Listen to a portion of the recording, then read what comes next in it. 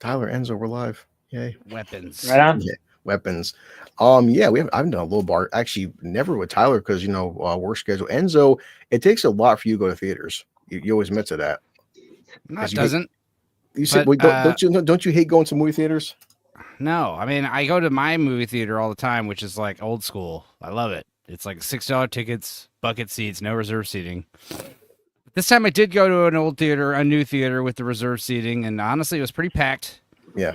And I had a feeling it was going to be good because the first thing I saw, I sat and I parked in the parking lot, and I was like right front and center of the parking lot facing the building. And I swear to God, like as the previous showing let out, a bunch of these black kids got out, and the first thing they did was they started doing the Naruto Oh yeah. children's run all the way to the car. Naruto run. So I was like, oh, they're doing the Naruto run, Yeah. run. I was like, this might be good, and it was good. I liked That's it. right there. Yep, the Naruto run. Yeah, the kids do. I know that. shit. I know fuck all about Naruto, so now I finally Me understand neither. that reference. That's how they run. Yeah, me neither. I just know that reference because that's what they were talking about when they were going to storm Area 51. They were all going to do the Naruto run, and they get gunned down by machine guns. Oh, people try to say that, I guess, like from an aerodynamic standpoint, the Naruto run's better to run like that. I'm like, well, if that's the case, then why aren't Olympic sprinters running like this then? I did see a video of two guys racing, and like the Naruto runner like whooped the other guy's ass, but Yeah, who knows? that could just be he's that fast. Well, I mean, because I haven't talked to Tyler much about this film, Enzo, because like our friend Nadia's been hyping up this film for the past 5-6 months. But what I guess what were your expectations going in? Because the marketing was genius. Because even the newer trailer, I was like, "What's the film about?" No fucking idea. Even check my Regal app. What's the film about? Kids go missing. That's it. That's all we know. A bunch of kids go missing. Yeah. It's something supernatural. Yeah, or is it? Yeah, it was cool. I mean, I liked how the trailers they gave away a lot. Like when you rewatch the trailers, That was a new trailer right there. knowing what's in the movie, knowing what the movie's actually about, you're like, I see. It was all right in plain sight. Yeah. The actual premise of the movie, but also, everyone loves Zach Kreger. He's the guy who did Barbarian. But I know him as the whitest kid you know. The guy who directed Miss March, which I watched last night also, which is funny as hell, where him and Trevor Moore have to go across country to get his Playboy high school sweetheart Playboy model.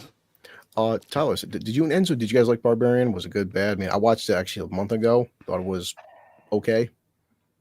I liked Barbarian. It was going pretty, I don't know where, I didn't know where that one was going either. Yeah. We get right here. Oh yeah, the mom. Yeah, that's what she looked like. Yeah. So this is his second film, correct? Robert, what doesn't guy's name again? Third. What's his third film? Third, if you count Miss March, because Miss March he directed with somebody. Co-directed. Yeah. All right. Yeah, well, I know, like, so I did tell Tyler and Enzo this because I'm checking my Regal app and I'm like, okay, so there's a 217 showing at one mall. Check the second mall, 217. Check the third mall, 217. And I'm telling my kid, like, okay, Cool. you always hear about like 6 p.m., right? Or 5:30. I'm like 217. Right, but if one mall did, I'm like, there's 3 malls doing 217. What's the significance? So as you're watching the film at 2:17 a.m., the kids go fucking missing. So I'm like, the fact that I called it 217 showing was pretty badass, man. Like that marketing was cool as hell. But I had no idea the theaters would even cave to something like that. I've never seen it, dude. That's why I was like, maybe it was their idea. Yeah. I mean, it definitely worked. Like, I was telling Blue Collar this backstage, but like, I only saw the trailers with the sound off just for the sake of the footage in my review, and it didn't even spoil anything. Mainly because the trailers constantly show the kids doing the Naruto run, and there it is.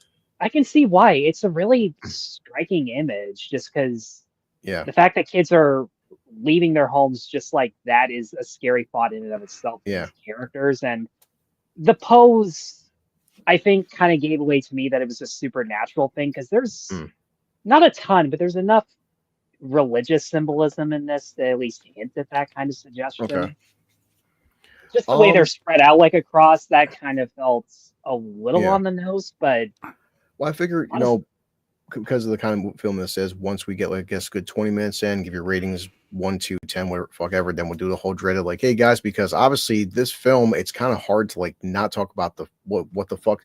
It's like, how do you talk about Tyler and Enzo, what this film is about without ruining half the movie? Because I'd say maybe I guess the last 30 minutes is finally the explanation. I don't think you're ruining the movie.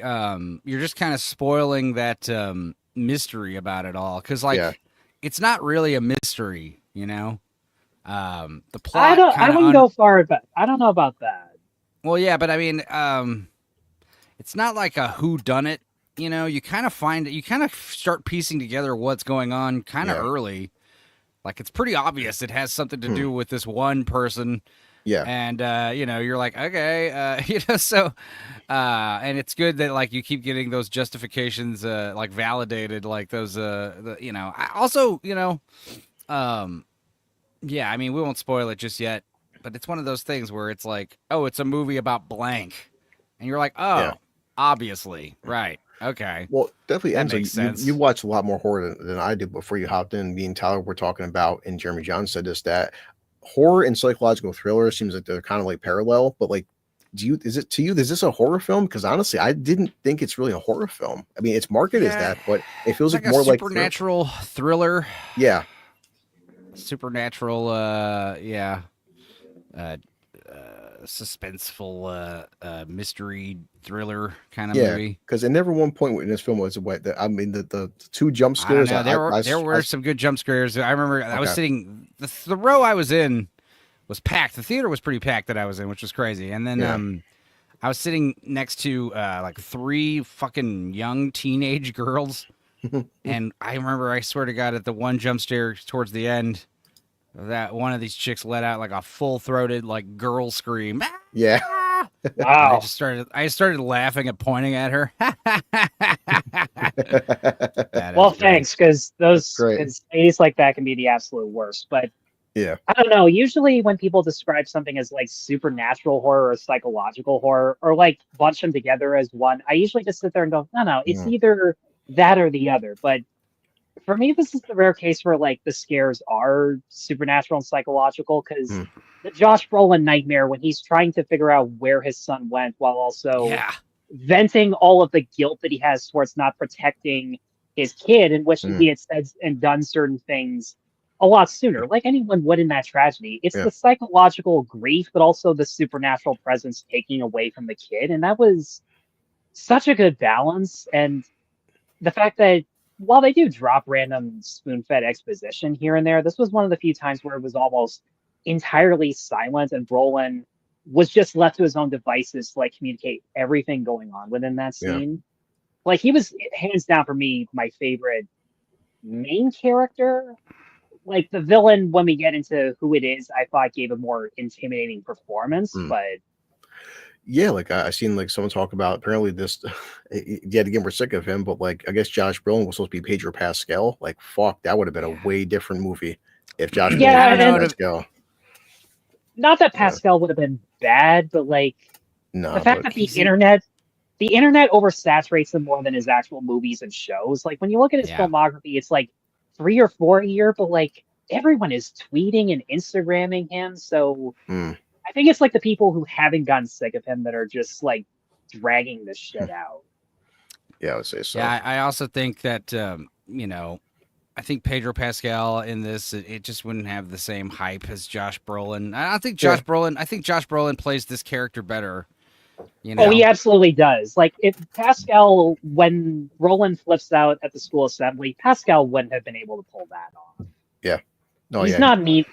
His persona is not mean. I mean, he definitely got the crying aspect down, you know, crying and whimpering instead of Josh Brolin. Yeah, he would have nailed that. That's for sure. Yeah. Well, so one thing I didn't see coming, want to ask you guys about. So, like, because most films are just like basically one narrative line. What shocked me was that I'd say the first 40 minutes is all about right here, Julia Garner, her character Justine, it's all from her point of view. And as it happens, she's the teacher. So 17 kids go missing in her class. And of course, the entire town's like, hey, what the fuck is going on? Why a bunch of kids at 2:17 in the morning just disappear? We got to find somebody to blame. So of course, everyone's like, you're the fucking problem. It's like, what did I do? I have no idea. No, you had to know. And you're their teacher. You're spending 6 hours, 7-hour days with these kids.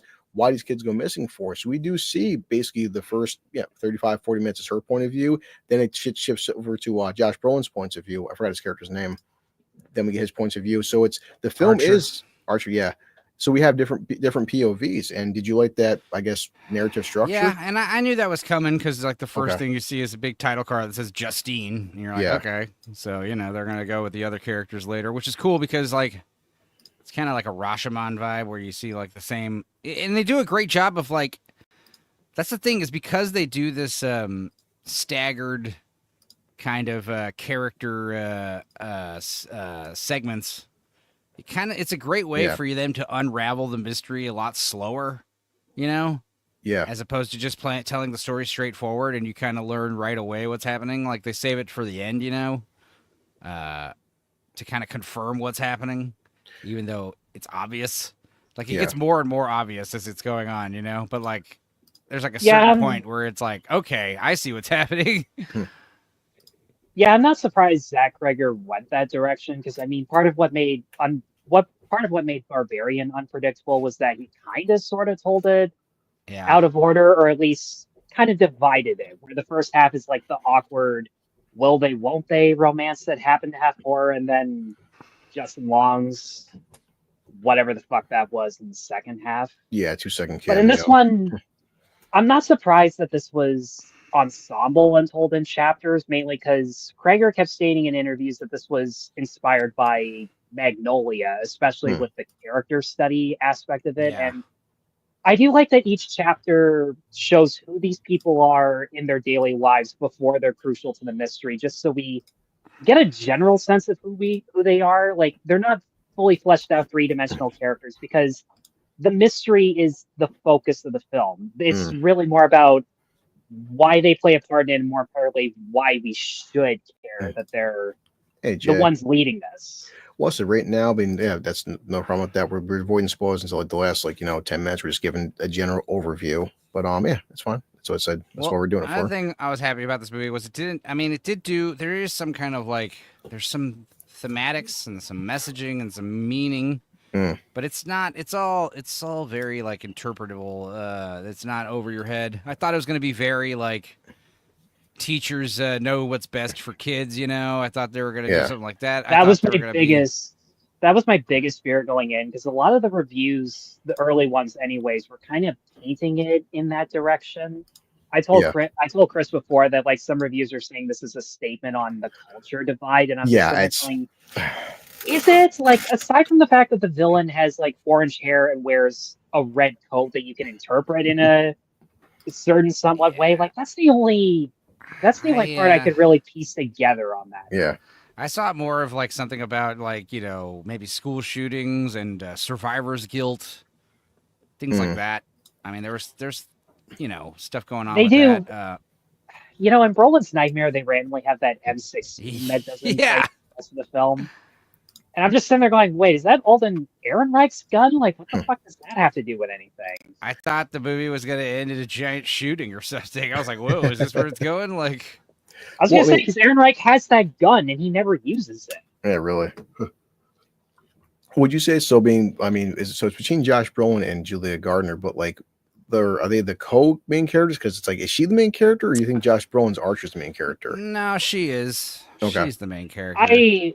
I kind of go by the ensemble just because there's her, there's Brolin. They kind of show Ehrenreich and Abrams being crucial in a certain aspect, but not really at the same time. And then, of course, they show like the one kid who wasn't affected because he's the sole survivor. He obviously has some element, but we don't know. I thought that was a spoiler too. That was like interesting because like all the trailers and marketing was like all the kids went missing, but then you watch the movie and the first starts you're like all of them except one, and you're like, well, that's weird. Yeah. And he was the exact steps I legit didn't see coming because it's presented in such in Right. such a benign way where it could happen to any kid. And then once he realizes in a split second what's going on, that he's basically stuck, fucked, and in many ways complicit. I do like that they visually showed the guilt in the fact that he kind of helps out with all this shit. Yeah. Well, like at the beginning of the movie, they show you like, oh, you know, him and his parents spent a lot of time talking to the police and stuff, and then you realize like they show it to you again, and you're like, duh, like why didn't I notice that before? Yeah, but to be honest, the narration at the beginning, I think, was meant to distract us from the fact that they did search the Right. house and they had interviewed the kids. Because, like, the person pulling the strings was shown from behind. So, like, they technically presented it in plain sight. And Yeah. that beginning and ending narration, I'm not entirely sure what the point of that was. Yeah, In they my do the opinion, whole, they like, could have. I mean, I feel like that was mostly to sell the trailers, but also, yeah, you don't really know who Was that her voice kid even in the narrate- trailers? 'Cause No, no, Yeah. it wasn't. Oh, yeah, it it was. was. Oh shit. Yeah, it was. Damn. But I you wouldn't don't know. really know. Background. But you don't really know. Like, they don't really reveal who that kid is. You know, it's some other kid Well, later. You know, that we never meet. It's no one. It's just some kid Yeah. that happened to be in town or whatever. I don't think I read in the Wikipedia thing. I don't think she even has a name. Oh. Right. I mean, so I guess, guys, before getting into spoilers, it's not much. Yeah, I mean, it's not much more we talk about without being fucking vague, breaking down the plot, because it is. It's a big whodunit. So, I guess let's see. I'll pull up some slides for you guys. I mean, I guess, like, Tyler, whatever rating system you want to give you and Enzo, then we'll talk spoilers, because yeah, I mean, there's not much more we can fucking say without talking about the goddamn plot. Again, I went like 5.5 minutes just saying like the filmmaking makes you feel this, the performances emphasize that, and it's weird that I had that much to say, but I mean, the direction behind this, the musical Action score, and the say. performances, Yeah. The All of that soundtrack, were- the score. There you go. all of that was. Wrong one. I can't believe I'm saying this. I had low expectations just because I found Barbarian kind of mid, but it's so far the most entertaining movie I've seen so far this year. I don't really Yeah. go by numbers these days, but on Letterboxd I put like There you 4 go. out of 5. Just like I liked it. I obviously recommend it. The second time I see this, I don't know when, but I will. It'll definitely be the IMAX experience because Okay. I really want to see what would make that even better. And I do go tell a lot of people who want to wait for this on streaming, like, definitely see it in a theater. You'll get like the biggest thrills and laughs, because the parts that I found funny are legitimate spoilers. And I think you all know which part I might be talking about. But Right. Same thing, Enzo. I mean, how do you feel about these? Yeah, I liked it. I thought it was top shelf for sure. I think you should definitely see it in the theater. Don't listen to Angry Badger who said wait for streaming. That's incorrect. there are people but we yeah, know also- who can't see it like in theaters. Right. Like World War Joe, his Yeah. excitement for this sparked my curiosity because he's No, yeah, I was usually really a down. psyched for He's this usually a movie, too. downer about everything, and then when I asked him about it, and then I told him later on, "Holy shit, this is good." He's just like, "I got a kid at home. I gotta wait till it's on Peacock." But thanks for letting me know. So Well, Yeah. the thing, 28 years later had an awesome trailer, and the movie was not as good as the trailer. This movie I is agree. better than the trailer. The trailer was pretty good. It was creepy, but the agree. movie delivered. It satisfied the the actual what the story we got was actually pretty refreshing. Are we in spoilers? I just wanted to ask you guys that. I'll just bounce a few in Tower Enzo. Honestly, did I like it? Yeah, I liked it a lot. That was fucking great. Would recommend it as a horror fan and original. I love the original IP. It was something different. Didn't see the ending really coming in a sense because it was something out. We're so sick and tired of vampires, werewolves, demons, goblins. Something unique. Should you spend your money? I'd spend fucking full price on this, Enzo. That's my rating system for you. Spoilers. I would say bottom, mid, top shelf. What do you guys? It's top shelf for sure. Top Top shelf. shelf. For sure. All right, same thing for me. Yeah. All right, cool. And the direction was really the standout point. The cinematography was really standout, and yeah, the soundtrack was great too. There's like Harry Nilsson and a bunch of other cool songs, and then the music, the score itself was really great. But yeah, it's one of the best witchcraft movies I've ever seen. Yeah, It's so plenty good. of warning. that was. And watch my fucking replay. I give you a very healthy warning, okay? It's about witches. Yeah. Yeah, I was gonna say when she shows up at Benedict Wong's house, couple things I find. One was, why the fuck did his husband let this stranger in? Like that was. She's a tired old lady, you know. Yeah. I know, but like people don't fall for that shit anymore. Trying to At least Yeah, not they where do. I live. Yeah, they do. Teachers, you're the Okay, husband well, the of fact a that- principal. Wow, so Canadians have better judgment than Americans. Imagine my surprise. I think that's the other thing is she's very masterful. Also, the actress from is the lady from Field of Dreams and a bunch of other Yep. stuff. Trying to pull up right Amy now. Madigan. I didn't even Is that her realize name? she was Ed Harris's wife. Yeah. Yeah. Ed Harris's wife. She Yeah, fucking first scene, totally. Gladys, The thing right is, here. like, you think that James, the crackhead, you think he's stealing the show, right? Yeah, And Paul's also really great. And you think Archer and Justine are great. And then they introduce Aunt Gladys. And of she course. is they're smart that they have one her of the in- coolest villains ever. Because, she Yeah. really knows how to. And that's the great thing about this movie also is it's show, don't tell. We understand the mechanics of like how her witchcraft works, yes, but they don't really show it. Like, when she shows up to the house, she's all frail, and the main thing that she brings is like that plant, her house plant. And, Yeah, the bonsai tree or whatever the fuck that was. It's like some kind of strange, thorny, supernatural bush that's like the source of all of her power, I guess, or the source of most Yeah. of her spells. I but just yeah, see like that when and I just see that and Go I figure you got that off of some other lady at the hospice next to you, didn't you? Like that's that's the backstory I take from that she like met someone in similar condition and it's just like, yeah. fuck it, hail Satan, I'm there. Well, as I was telling Yeah. Tyler, Enzo, like, before you came on, like, okay, so initially, so she's dying. We're not sure. We'll just say cancer, right? She's there to take Alex's parents, and she never says how his parents will fucking sustain her, and it doesn't work. So, and she says to Alex at one point, well, we don't even know if she's dying from cancer. She could be like 500 yeah. years old. I'm for all just we saying, know, I'm just you know? assuming that, yeah, whatever. What she's dying is something, but like, I think my main criticism for the film being 10 out of 10, because I liked it a lot, was that, okay, so she wants these 17 kids, and they're all sitting there in the fucking basement.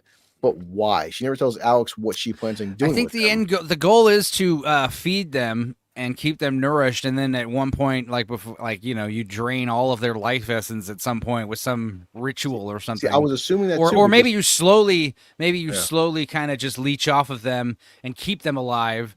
She's like a parasite, She's like parasitic in nature. Well, because Parasite was on Julia Garner's blackboard in the classroom, right. and Benedict Wong's watching the documentary about them when she Parasite. shows up at the house. Yeah. And I pointed this out to Chris, like the time that they disappear is 217, and she has 2 adults and 17 kids 17 at her kids. disposable. Yeah. That's cool. Yeah. Also, that scene right there when he was fucking sprinting at Julia Garner, like, holy shit, fucking. Also, I did love how, like, when they go into attack mode, their eyes bug out of their head, like everybody, See, I saw that picture and I'm like, why is this Big Trouble in Little China? Yeah. Yeah.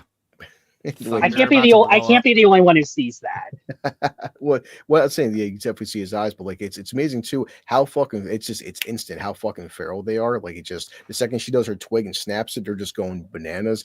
But did you guys? Because I seen other people commenting, was it even I think it was like Bo DeMaio was talking about the last 5 minutes. Everyone in my theater was laughing too. Like, that was unintentional dark humor when she was.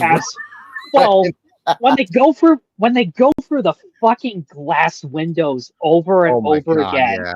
I saw this with a friend of mine and we were like laughing just as a defense mechanism because it's so fucking absurd. Yeah. And like I'm just sitting there going, I'm just looking to see if the kids actually did their stunts because you see some of their faces as they're like running through the windows of the doors, and I'm just sitting there going, yeah, this must have been fun to that's the film. only image you're gonna find. But when they fucking they tear her apart. Holy shit! Yeah, it was great. I saw and that was coming. You knew it was going to end with the big, because they showed it in the trailers. A bunch of all the children just like smashing through houses, and you're like, okay, I assume that's the missing children.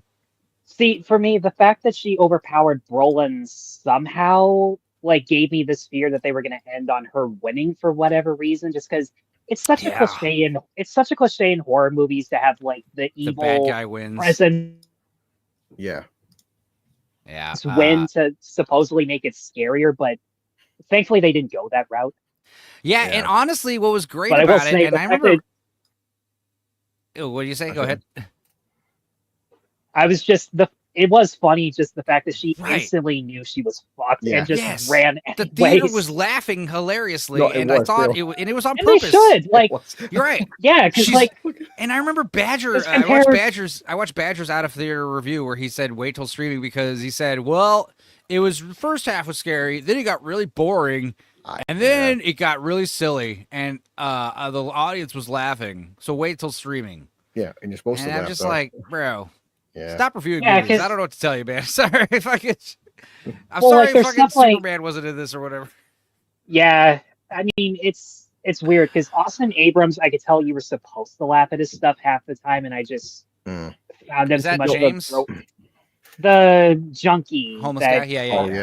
Yeah. Well, he like his situation was actually really tragic, you know, but like there were some Was it, though? legitimate Like, laughs. Mm. Well, no, he's you know, I mean, his situation starting out, like he's a junkie, you know, he's not doing great, and he's living in a tent in the rain, trying to get high, stealing Well, don't from forget how he cars talks- and stuff.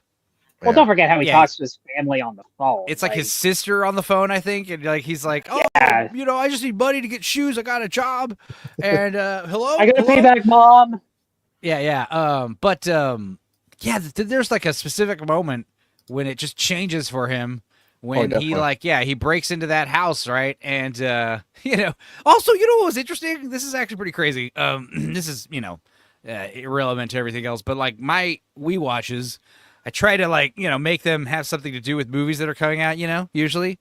A Yeah. lot of times, you know, we did Superman when Supergirl and Superman came out, and you know, I think whatever. I know where you're going with this. So yeah, I did Willow this week randomly, Yeah. right? Yeah, And I Everybody- was so fucking happy when everybody yeah, in my theater, yeah, everybody oh, in my fuck yeah, theater Willow. laughed when he grabbed that. Yeah, Yeah, he's like grabbing all the DVDs. He's like, "Oh, Willow, hell yeah!" And then you see the reflection. You're like, "Oh!" And you get that nice little scare. But then, like I said, there's that great moment when he goes back to the pawn shop with all the spoons and silverware, and they do the whole like poster. He's like looking at the poster. He's all, you know, and then the poster's like scanning all the kids, and it's clearly like the kids. And then the camera just like goes right back up to the $50,000 reward. And his eyes get all big. That got a big laugh out of the audience, you know. He's like, "Oh shit!" And then it explains like later, like when he shows up back to the police station, you think, "Oh, he's gonna file that complaint," you know, and you realize like, no, he's actually if what's his name, Paul had not chased him off, the movie could have just ended a lot quicker. Yeah. there's that about you know- it. Yeah, Because Yeah. Paul, you know, didn't want backup because he's kind of not being the best police officer. Hmm. He's kind of trying to go off the books, you know. Yeah. well, considering his dad-in-law, fucking Cotton Hill is the sheriff of all people. I mean, Yeah. so did you guys it basically is just like a witch story with voodoo, but like I did appreciate the originality because like Enzo said, thing is Right. we're not sure what she's doing, but just we have it's alluded to that the fact that she's going to be using these kids to like heal herself. We don't know, but I mean, because the trailers, I'm like, okay, did aliens kidnap these kids? Did a fucking demon kidnap these kids? No, it's a Yeah. decrepit old fucking witch lady that kidnaps kids to like make herself younger. I'm like, that's a new idea I didn't see coming because I was expecting like 2:17 in the morning, it's an alien abduction, you know, or like some Yeah. kind of- Also, I was know? thinking maybe it was aliens. You know, when the movie was being marketed, I was very happy to find out it was Uh, witches. Yeah. I don't know, but because yeah, like the one trailer that I saw with the sound off, it ended on her like triangle bell ringing, and I'm just sitting Mm. there going, "Okay, something's trailer up." two. There's like possession, mind control. Like yeah. I wrote Trailer two in one of my- kinda- I wrote in one of my clips, "demon possession," just because I redid the fork thing, and I realized YouTube might ding me for yeah. what that could imply That wa- elsewhere. So I that was just wrote, tricky. "It's possession, YouTube. Leave me alone." Yeah. Yeah. All right. What else I Well- liked is man, this is not a movie you could talk about for 30 minutes. Fucking I know. Niet. I know I'm gonna help on Nia Terrence Evil, but no. Well, for Nadia's channel, I do want to. I mean, like I said, Enzo, I mean, we damn sure three of us could when it comes out. I would like to rewatch with you guys because we could do a rewatch with this because there's a lot of themes to uncover with this film. I just Yeah, there's Yeah. a lot of stuff. I mean, there was like some criticisms here, like Julie Justine, she totally could have like, you know, solved this mystery herself because you find out in hindsight, like the little boy that didn't go missing is acting funny, being quiet. There was specifically like, but the day before they all go missing, she sees him in the classroom at lunch, and if she I do was find that weird. if I she do was find it weird that astute, I do she would find have it weird noticed. She would have noticed that all 617 of the kids' little labels were missing. yes, You know, or at Yes. least after the fact. At least after the fact, like, hey, where are all the labels? You know, and I'm sure you think it's nothing. You know, Well, not just that. The fact that he's grocery shopping for on his parents' behalf, and nobody in the town notices this kid walking with like yeah, cans of Campbell's soup and soup. nothing else. And Yeah. I'm just sitting there going, okay, how did nobody like recollect this when all the kids went missing?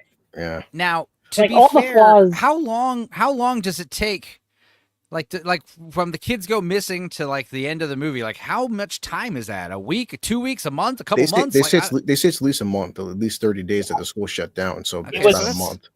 Yeah, oh, so- right. It was So like a 30 days month, where the school month and a shut half. down, and then Yeah. the school reopens. Well, you figure, see, the How entire long was that? The entire A month, week? the entire month that the kids are sitting in that fucking basement, he's feeding them chicken noodle soup for a month. Yeah. But also Yeah, at some yeah, point, yeah. so means, but they're sitting there standing up and they're not moving. So it means they're just pissing and shitting themselves, standing up for a month, just sitting there.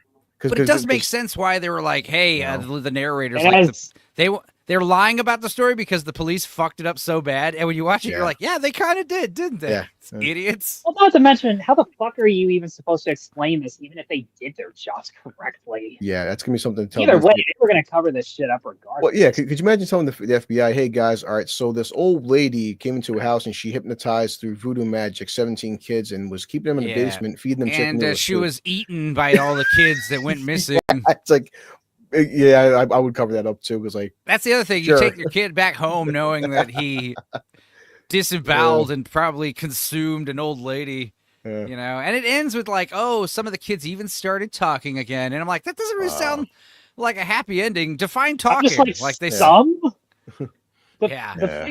When they said some and they were like focusing in on Brolin's kid, I'm just sitting there going, yeah. that kid's gonna have a lot of explaining to do. It's just like, hey, Dad, I may have said this to the one kid who didn't get kidnapped. You know what else Not I my- love is like, we only really get to know Matthew. I'm not Matthew. We only get to really know Matthew's dad. Most of the other parents are like, you know, kind of like secondary Yeah. or tertiary. But like Matt's dad is like the main guy, and then we find out that Matt himself, Matthew's a little shithead. You know, he's like a fucking little bully, you know, asshole. You know? You're like, I have to "Ah, remind little myself that was Brolin's kid. I'm just sitting there going, oh, okay, well, dick." Well, that that's would what's great is they explain don't why really- you have they no don't love. really- Yeah, they don't really over-explain everything in the movie. You know, it's up Yeah. to you to kind of decipher No, what's but, happening, like, which I liked. when Brolin's saying like I should have said I love you at this and that, and then you see him like picking on somebody who has two parents who love him, and I'm just sitting there going, oh, okay, so that's how you're going to deal with it. Okay. Yeah. Yeah. So Enzo being, but besides Nadia's stream Tuesday, if you want to talk about it and more, except once it was on digital, which is now 2-3 weeks from now, if you guys want to sit down and do a rewatch, I'm not against it because I would like to watch this again. I mean, considering under the assumption this doesn't do well, like I have a feeling this will make. I hope it gets good word of mouth. I really do. It's not like Yeah. Eddington where we liked it, but we were the only ones who did. Yeah, really. Don't know. Right. Also, Eddington was very weird, and I loved it. But I think this movie also doesn't really have a huge, gigantic, $200 million budget.